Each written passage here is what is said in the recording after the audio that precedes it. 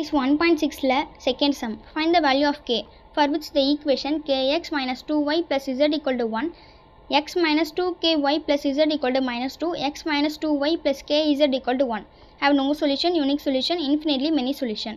மூணு ஈக்குவேஷன் கொடுத்துருக்காங்க. இதை நம்ம சால்வ் பண்ணும்போது நோ சொல்யூஷனாக இருக்கும்போது கேயோட வேல்யூ என்ன, யூனிக் சொல்யூஷனாக இருக்கும்போது கேயோட வேல்யூ என்ன, இன்ஃபினிட்லி மெனி சொல்யூஷனாக இருக்கும்போது கேயோட வேல்யூ என்ன அப்படின்னு கேட்காங்க. ஃபஸ்ட் நம்ம ஏஎக்ஸ் ஈக்குவல் டு பி இந்த மெத்தடில் எழுதிக்கிறோம். ax equal to b. ஏங்கிறது coefficient of x y z, பிங்கிறது அதோட கான்ஸ்டன்ட். இதுக்கப்புறம் ஏ கமா பின்னு எழுதிக்கிறோம். ஏயும் பியும் கம்பைன் பண்ணி எழுதிக்கிறோம். பிறகு ரோ ரெடக்ஷன் மெத்தட் யூஸ் பண்ணுறோம். அதனால் ஃபஸ்ட் ரோவில் ஃபஸ்ட் நம்பர் ஒன்னாக இருக்கணும். R1ஐயும் R3யும் இன்டர்சேஞ்ச் பண்ணியிருக்கோம். இப்போ ரோ 3யில் இருக்கிறலாம் ஃபஸ்ட் ரோக்கு போயிடும், ஃபஸ்ட் ரோவில் உள்ளதெல்லாம் லாஸ்ட் ரோக்கு வந்துடும். இதுக்கப்புறம் 1k minus 2 இந்த மூணு நம்பர் நம்ம 0 ஆக்கணும். அப்போ R2 becomes R2 minus R1.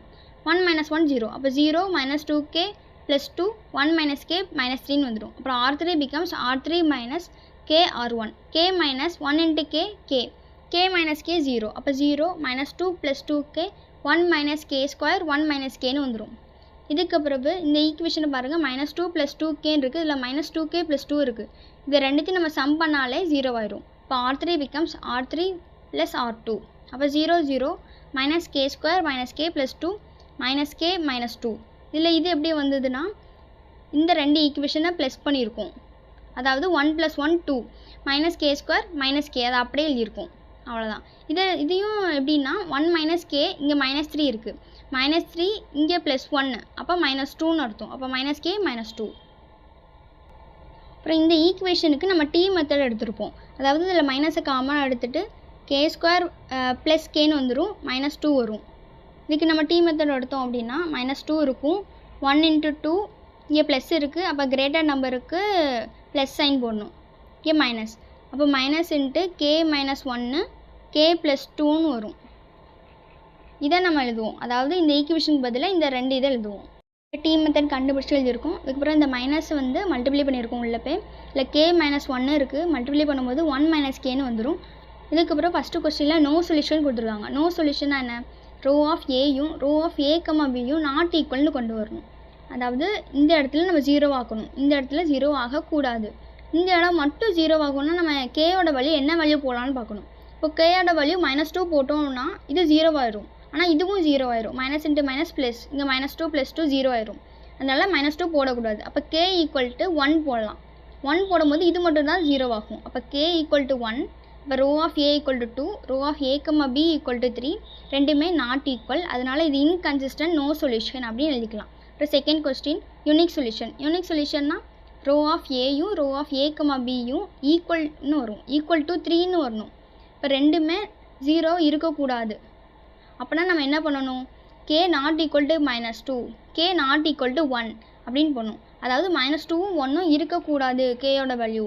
அதனால rho of A rho of A comma B = 3. அப்போ இது கன்சிஸ்டன்ட் யூனிக் சொல்யூஷன். இதான் answer. Third question infinitely many solution. Infinitely many சொல்யூஷன்னா ரோ ஆஃப் ஏயும் ரோ ஆஃப் ஏ கமா பியும் = 2ன்னு வரணும். = 2 எப்போ வரும்னா கே -2 போடும்போது ரெண்டுமே 0 ஆயிரும். அதனால் k -2 row of A rho of A comma B = 2, consistent infinitely many solution. இதான் answer. Third question investigate the values of lambda and mu a system of linear equation 2x plus 3y plus 5z = 9, 7x plus 3y minus 5z = 8, 2x plus 3y plus lambda z = mu have no solution, unique solution and infinitely many solution. போன some மாதிரி தான். First நம்ம 3 equation கொடுத்துருக்காங்களோ அதில் ax = b இந்த மெத்தடில் நம்ம எழுதிக்கிறோம். ax = b இந்த மெத்தடில் எழுதியிருக்கோம். ஏங்கிறது coefficient of x y z, பிங்கிறது அதோட கான்ஸ்டன்ட். அப்புறம் ஏ கமா பின்னு எழுதிக்கிறோம், ஏயும் பியும் சேர்த்து எழுதிக்கிறோம். இதுக்கு ஒரு நம்ம ரேங்க் கண்டுபிடிக்கிற மாதிரி ரோ ரெடக்ஷன் மெத்தட் யூஸ் பண்ணுறோம்.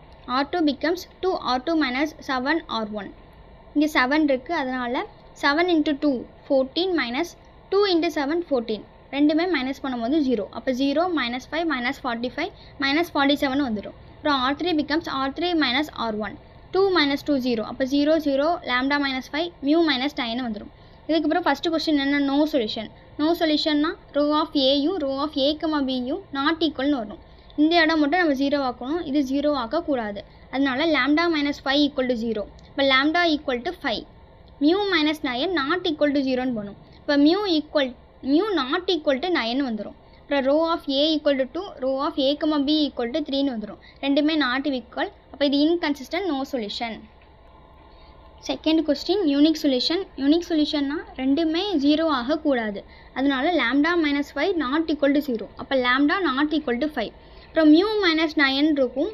மியூவோட வேல்யூ எதானாலும் இருக்கலாம். அது 0வாக இருந்தாலுமே நமக்கு பிரச்சனை கிடையாது. அதனால மியூ பிலாங்ஸ் டு ஆர்னு போட்டுக்கணும். அப்புறம் rho of A equal to rho of A comma B equal to 3. Consistent and unique solution. அப்புறம் third question infinitely many solution. Infinitely many சொல்யூஷன்னா ரெண்டுமே 0 ஆகணும். Lambda equal to 5, mu equal to 9. ரெண்டுமே equal to ஈக்குவல்னு போடுறோம். அப்படி போடும்போது lambda minus 5ன்னு கொஸ்டினில் இருக்கும். அப்போ 5 மைனஸ் 5 0. இங்கே 9 மைனஸ் 9 0. அப்போ ரோ ஆஃப் ஏயும் ரோ ஆஃப் ஏ கமா பியும் 2ன்னு வரும், ஈக்குவல் டு 2. அப்போ இது consistent and infinitely many solution. இதான் ஆன்சர்.